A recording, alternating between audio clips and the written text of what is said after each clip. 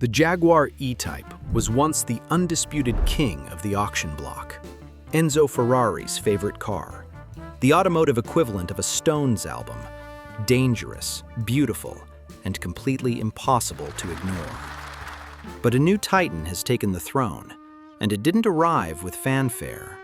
It arrived the way Japan always arrives, quietly, respectful, like a half-unsheathed katana, right before it removes your head.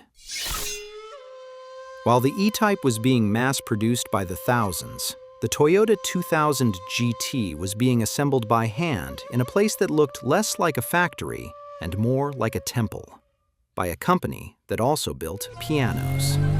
And before this video is done, I'm going to tell you about the man who made it worth $2.5 million. And it wasn't a Japanese man. Stay with me. First, let's talk about money, because the numbers stopped being polite. While Jaguar E-Types, Series 1, correct specification, the good ones, were clearing somewhere between $350,000 and $600,000, the Toyota 2000 GT was doing something altogether different. It was breaking the $1 million barrier, consistently. Meanwhile, flip through any elite auction catalog and you'll find E-Types the way you find pigeons in Trafalgar Square. Everywhere. Beautiful, but slightly in the way. There are roughly 70,000 E-Types in existence. There are 351 Toyota 2000 GTs. And the modern collector, the Gen X money, the millennial tech wealth, the man who made a fortune writing code at 30 and now wants something rare in his man cave, that collector is not walking toward the Jaguar. Why? Simple. One car was manufactured, the other was engineered like a Vendetta. In 1965, Toyota approaches Yamaha with a chassis, an ambition, and what can only be described as a polite ultimatum. Build us something that makes Europe uncomfortable. What Yamaha brought to the engine was the same obsession they brought to concert grand pianos. The twin-cam 2.0-liter inline-six they produced revved with a precision that the Jaguar's XK engine, magnificent, torquey, agricultural, simply couldn't answer. 150 horsepower, 5-speed gearbox, 4-wheel independent suspension, at a time when others were still bouncing around like drunk aristocrats on carriage springs. Then you open the door. Rosewood dashboard, hand-fitted. No two identical, because Rosewood doesn't repeat itself, and neither did the craftsman who shaped it. Every gauge bespoke, every surface considered. This Toyota is not just a vehicle, it's an argument against mass production and compromise. Launch price in 1967? $6,800. More than a Porsche 911. A Toyota. More expensive than a Porsche. In 1967.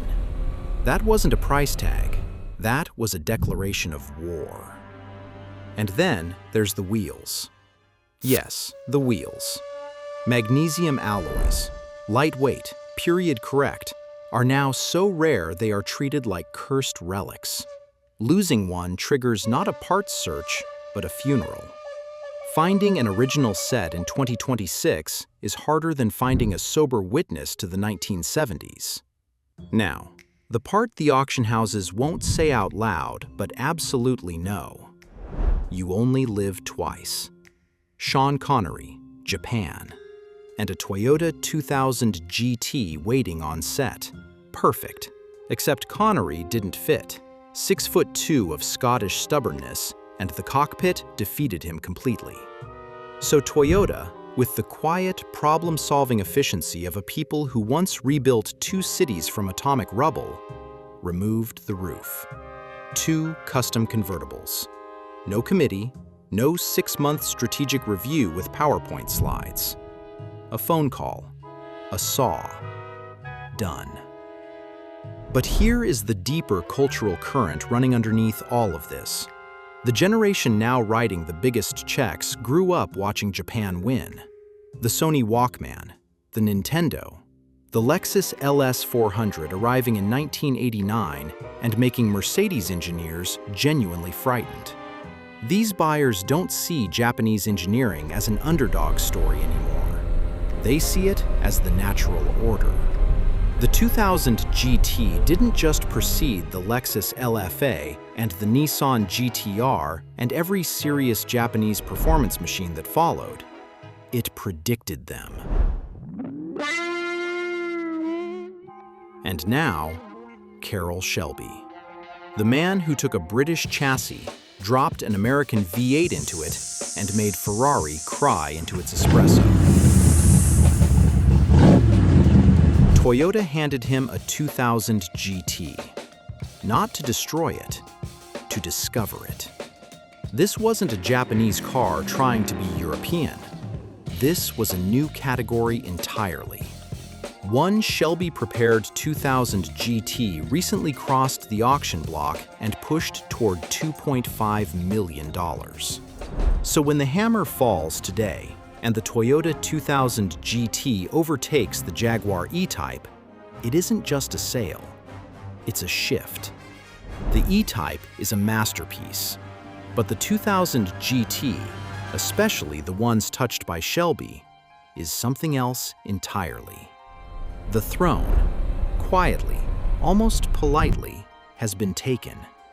Not by Ferrari, not by Porsche, but by a Toyota 2000 GT. What do you think? Is this Toyota worth the money? And does it have the potential to reach 8 figures in the future? Let us know in the comments.